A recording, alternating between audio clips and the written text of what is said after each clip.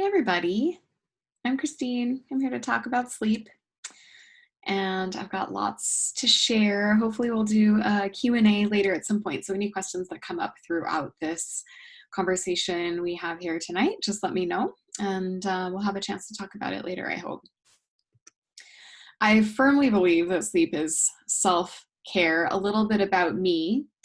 I am a sleep specialist and mindful parenting educator. So I used to be a high school teacher. I was an insomniac at the end of that experience, and I left public education to pursue more sleep and less stress. And now, after becoming a parent and experiencing a lot of sleepless nights in that situation as well, I support families to do the same thing, reduce stress and get more sleep, whether that's teaching kiddos to sleep or helping adults to sleep as well. I'm a firm believer that you can be a parent and also be well rested and patient and playful and all the things that come with getting your sleep needs met. Let's see, advancing photos. So, there we go.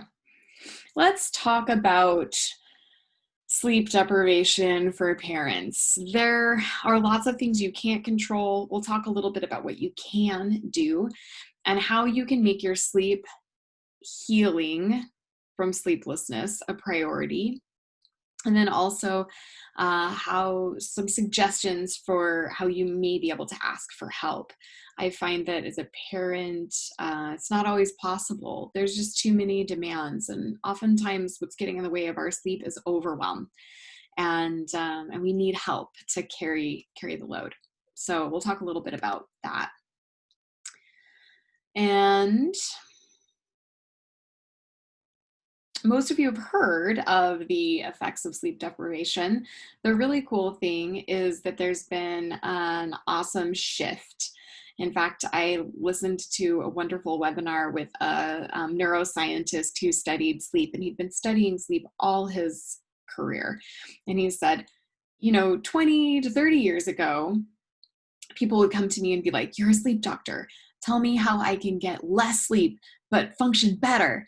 And he was like, you can't really. And now he said that people are coming to him and saying, "What's wrong?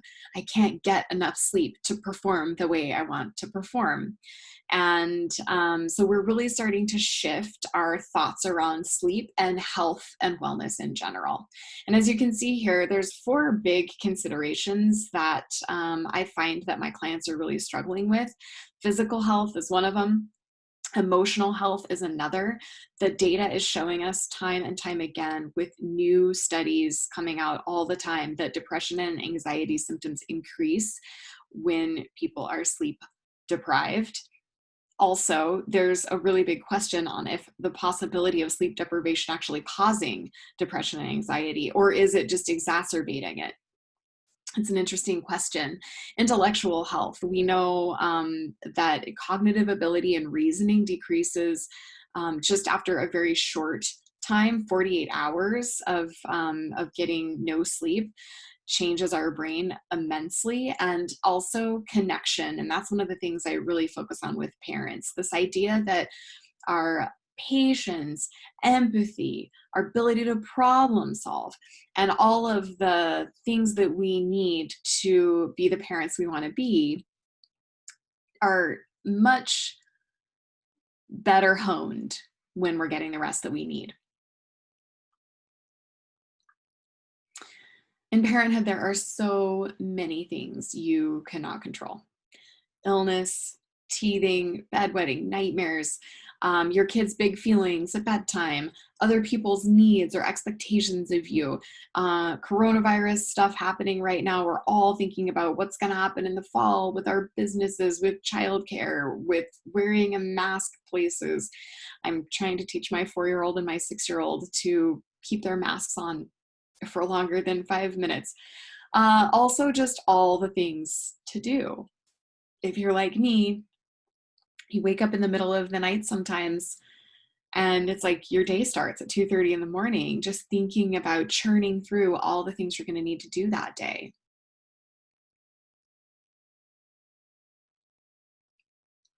What you can do, so it's really important to know that while we're not in control of many things, there are lots of things we can do.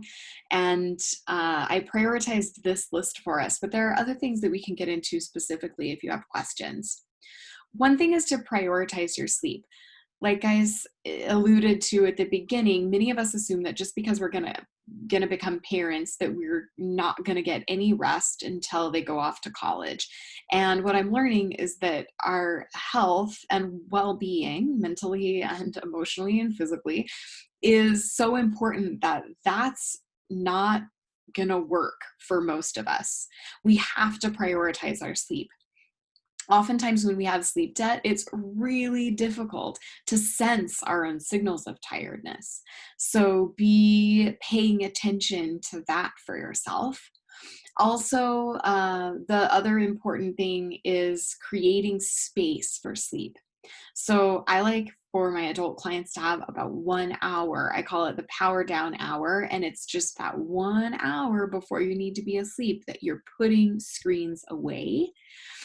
You may have a ritual that you do every night, or you shower, or you wash your face or your feet, and then do something that is not scrolling on a electronic device, be it a puzzle or a crossword or reading books or listening to meditations or doing a bedtime yoga exercise routine, etc.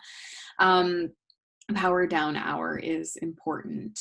And then I also have clients think a little bit about the subject matter that they're experiencing too, right? Like if you are going to do your power down hour, that's great. But then if you're like reading Game of Thrones, that might not be super helpful for you. Media, whether it's social media where we're scrolling and we don't know what we're going to see next, what sort of hideous news is going to hit us, or whether it's fictional stories or movies, it's not a good idea right before bed to put that into our brain. It's maybe going to come up for us later in the middle of the night, that intensity, or it could cause a burst of adrenaline, that fight or flight mode, right? And the other thing is to talk about it. So if you have things that are worrying you, if you have something that's weighing on you, and we used to laugh, my husband and I, about the fact that like this thing didn't seem like that big of a deal until 2:30 in the morning when I woke up to go to the bathroom and then I couldn't go back to bed.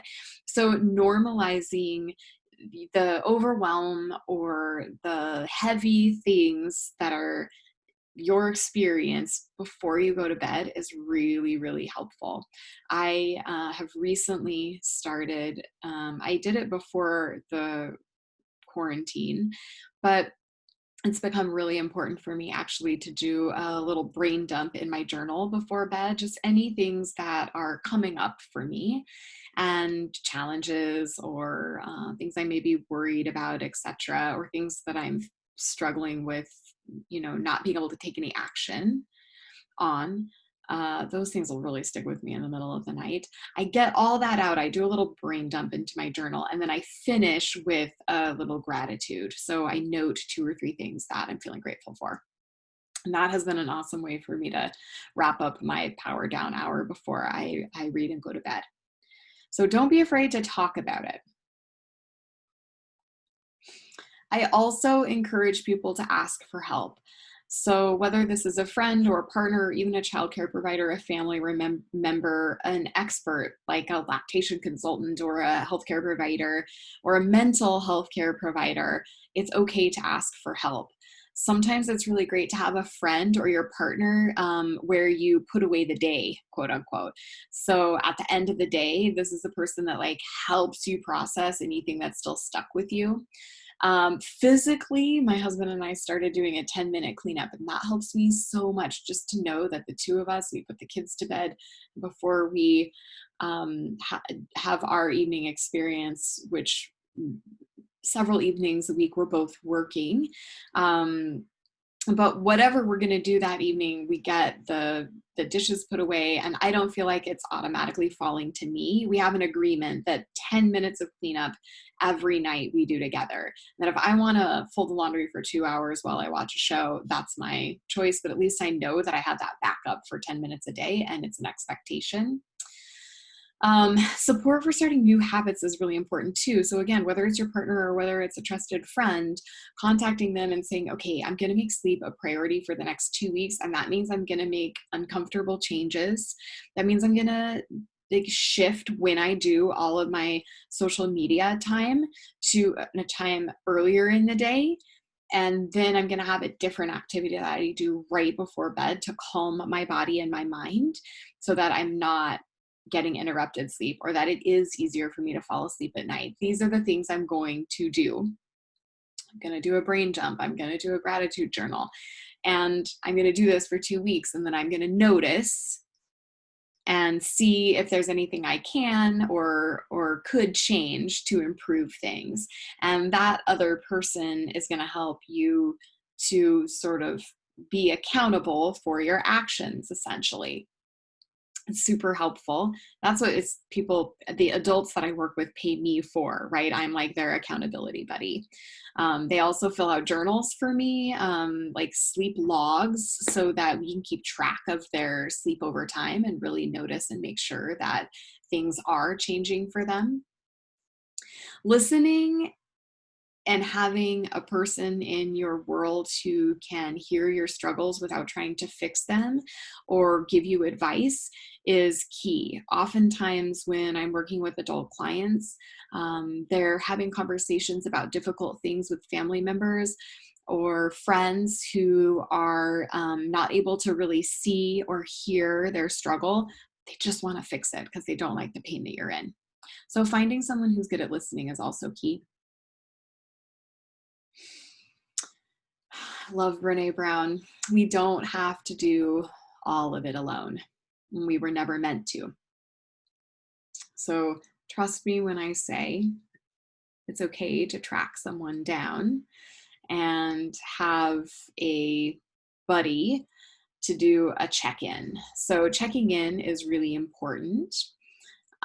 For me, it's actually been something that I've done with my partner for years now. We don't do it every week, but we usually do it every couple of weeks. And then I have a friend that once a week, every Monday, we start our week by checking in.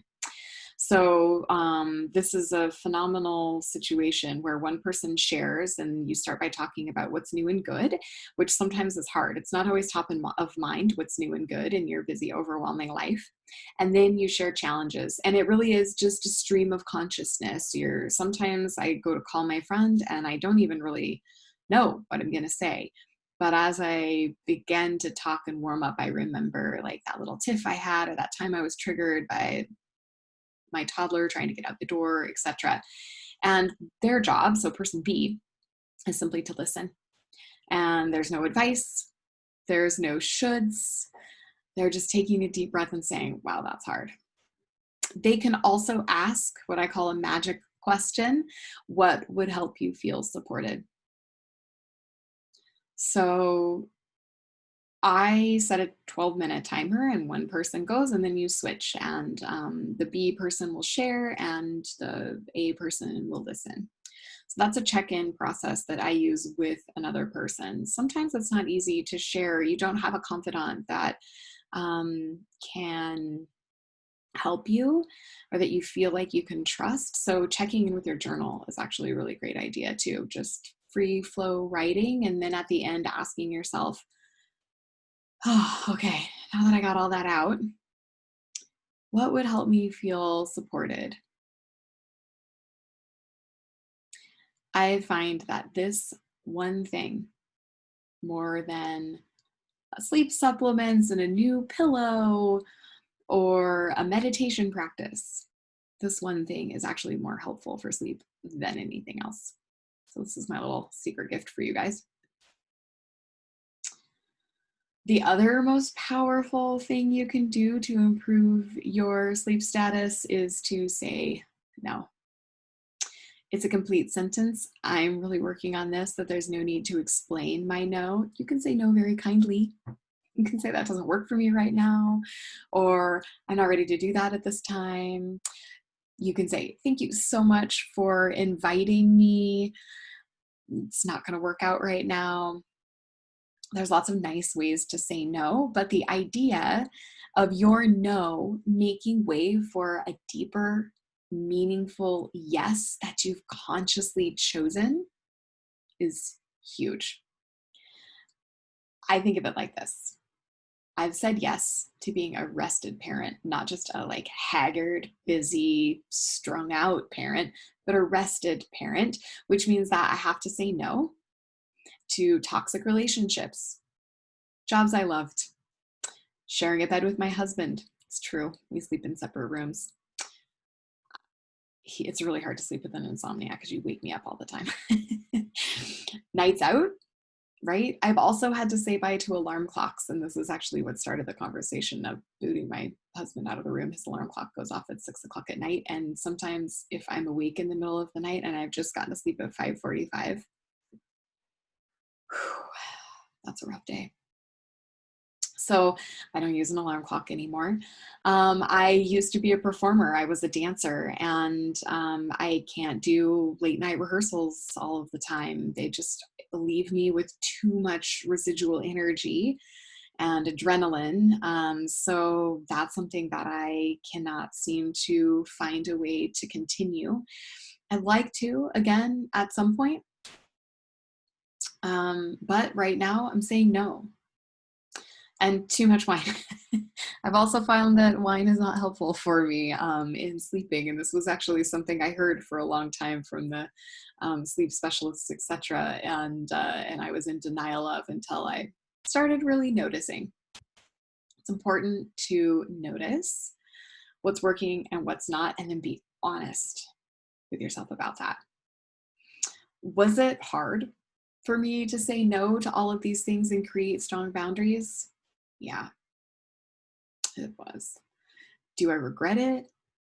Not for a minute, right? Because what I'm able to do, feeling rested and steady and grounded every day as a parent, is it feels so much better than what I was doing when I was slogging by on, 4 to 6 hours of interrupted sleep all night long, all week long, all month long. So the power of saying no is huge. The power of help is really important too. So I have lots of free resources for my clients and former clients and friends like you. You can hop on my website and go to the free resources page, and you'll find things there for newborns, infants, toddlers. There's self-care help for adults struggling with sleep. And I also teach a mindful parenting class. So I have taken sleep beyond just feeling rested and into how we parent from that place of patience and calm. So check those out. You can also check out my Vibrant Families Facebook group. It's a really sweet group. It was really born out of a couple of tough weeks that I had about a month ago, where I just wasn't getting the connection that I needed. And with no end in sight, I was starting to really struggle with sustaining quarantine. So I got my community of former clients and mom friends together, and we have a really sweet space to be true and share struggles and ask for advice. So I do have a Q&A opportunity every week with my group, and it's 100% judgment free. So we really work on, we've done some education with many moms on what it means to offer support instead of advice, and what it means to listen deeply. So hopefully you will enjoy that. I want to thank you for taking the time to listen all the way through, and again, offer you the opportunity to ask a question. So we could either set up um, a question comment stream, or we can do a Facebook Live in your group at some point. So talk amongst yourselves. And in the meantime, reach out if you have a specific question or concern about your sleep or your child's sleep that wasn't addressed here. I can answer questions about sleep supplements, sleep schedules, hormone testing that may help you understand what's wrong with your sleep situation in a personal email or a chat. So reach out. My information is here at the bottom of the page. And I just want to thank Ashley for inviting me to come and chat with you. I hope it has been informational, and I would love to see you again at some point, see your faces on Facebook. Thanks. Take good care. See if I can actually